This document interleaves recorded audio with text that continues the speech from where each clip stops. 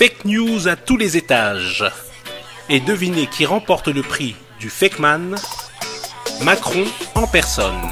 En effet, Macron dit qu'il a convaincu Trump sur la Syrie lors de son plan de com sur BFM TV avec Bourdin et Plenel. Aujourd'hui, la Maison-Blanche lui répond. Emmanuel Macron a-t-il surestimé son influence auprès des Américains sur la question syrienne?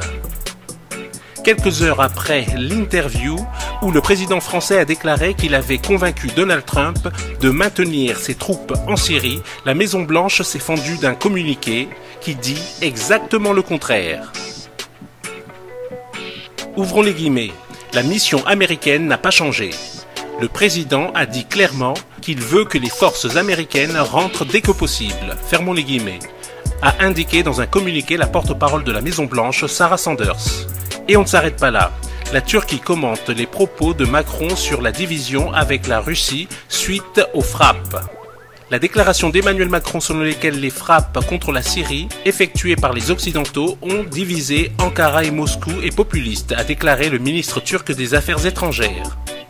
L'attaque contre la Syrie n'a pas influé sur les relations entre la Turquie et la Russie, a annoncé le ministre turc des Affaires étrangères, Mevlut Cavusoglu, en commentant les propos du président français selon lesquels ces pays ont été divisés à cause des frappes dans la nuit du 13 au 14 avril 2018.